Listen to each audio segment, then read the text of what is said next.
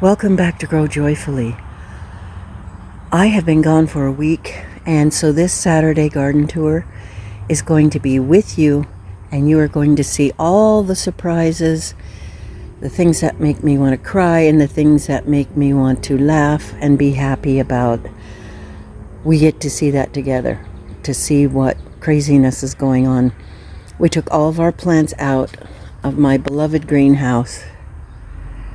I've got to get some back in there just for me.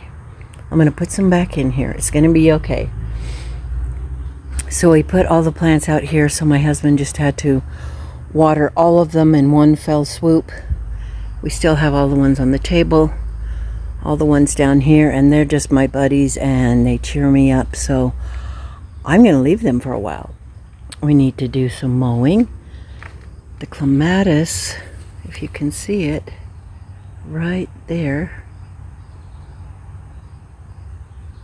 is looking gorgeous. So many surprises and beautiful things. I went away with my oldest daughter and her family and my youngest daughter. We had a little bit of a break and a vacation and a getaway, and it was really fun, and you'll see videos on that. And here we are back, and it's time. It's time to pick some black caps or black raspberries. I'm so excited. Look at this. It's just getting so green and lush. This hollyhock is amazing. Sadly, it's got terrible rust and whatever it's suffering from this year. So I'm going to go through, look at that. Eesh. I'm going to go through and strip most of the leaves off and probably spray it down with some neem oil and a few other concoctions and see if we can get it looking happier, because it's such a lovely plant. And this is a volunteer.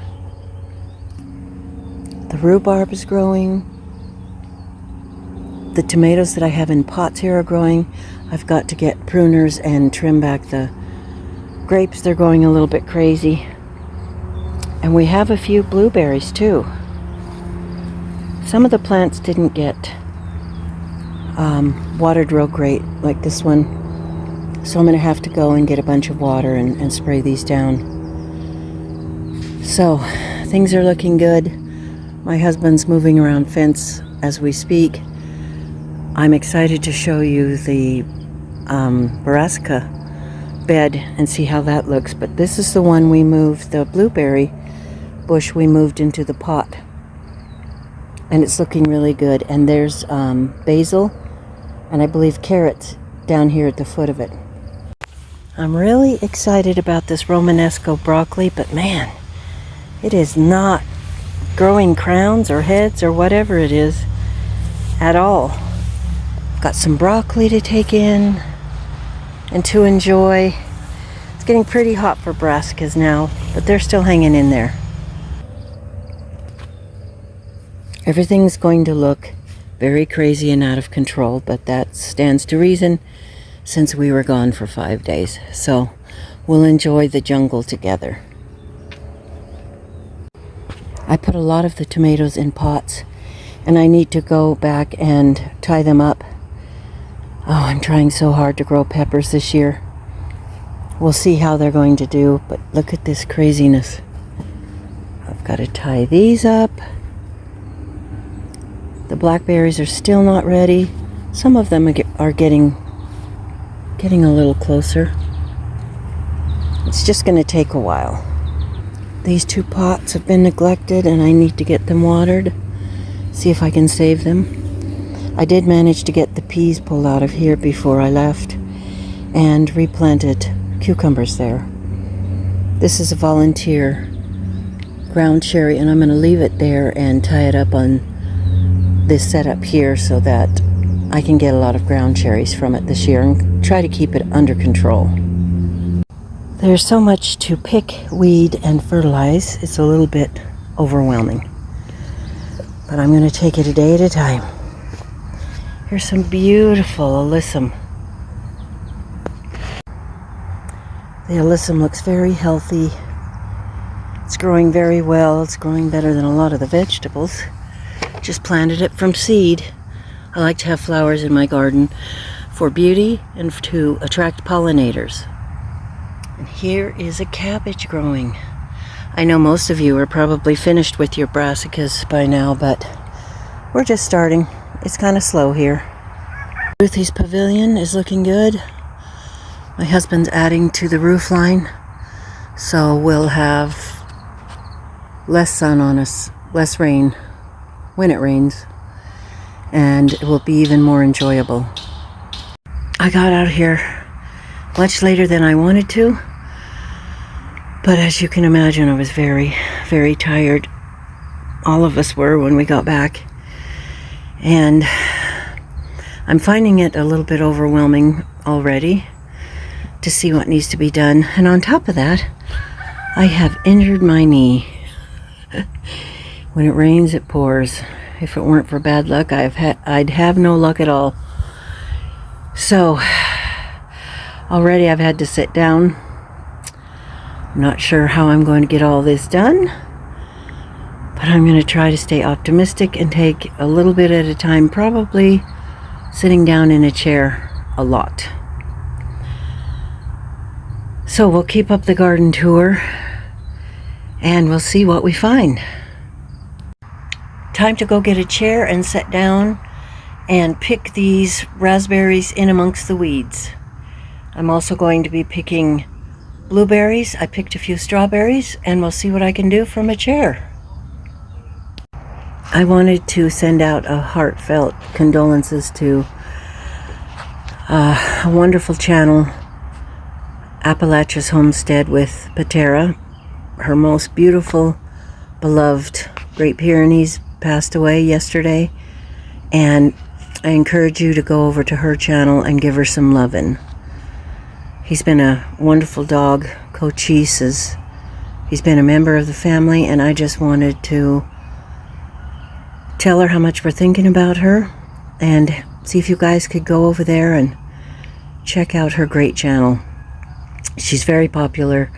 She doesn't need my plug, my help at all, but I've just watched her for 7 years, and she's been responsible for a lot of the things that I do now, and I appreciate her. And Jess from Roots and Refuge.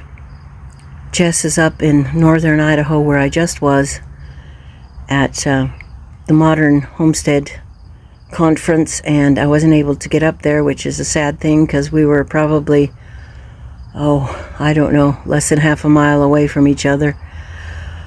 But I encourage you to go to her channel too. She's a very strong channel as well. I've been watching her for about 7 years as well. She's at Roots and Refuge.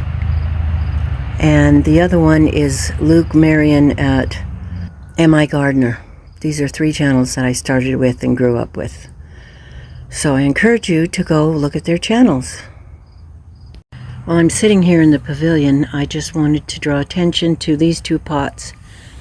And this goes for any of the pots, containers, whatever you have that you're growing in, and how they need some real TLC. They need to be fertilized, and I've been using true organic raised bed food.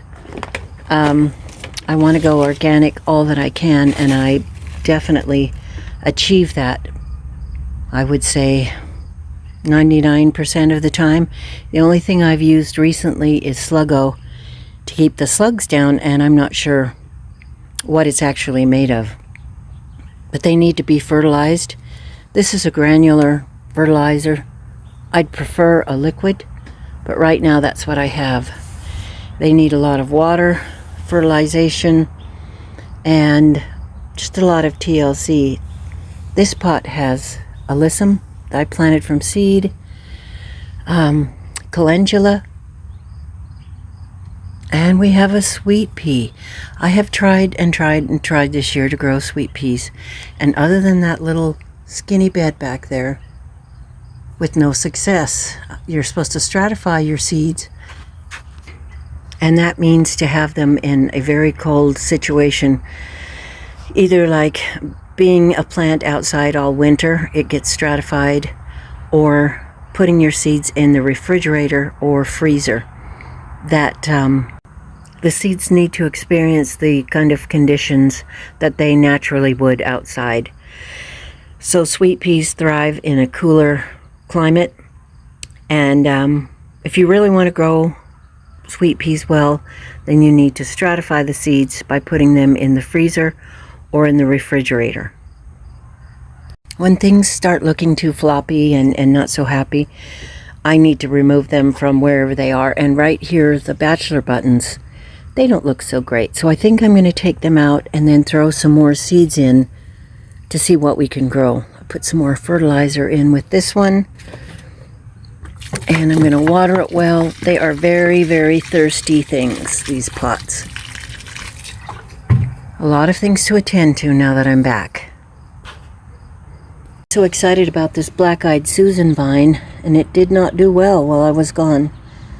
I don't know if it's going to be able to snap back, but I'm going to keep it right here where I can watch it, love on it, give it some fertilizer, and just a tiny bit of fertilizer because it's already stressed. You don't want to do too many things to your plants at once when they've been transplanted or they're stressed. So I'll just give it a couple granules and keep it watered and see how we do with it. Well, I didn't get very much done today. I'm going to sit in the shade and try to pick some berries. I just wanted to thank you for coming along on this garden tour Saturday. Hope you had a lovely day. Tell you I'm so grateful to be back. It's so nice to be in your own garden and doing your own things. A vacation away makes you come back and really appreciate what you do have. I hope you have a lovely day. You get out there and grow something beautiful. And don't forget to do it joyfully. We'll see you next time. Thanks for stopping by.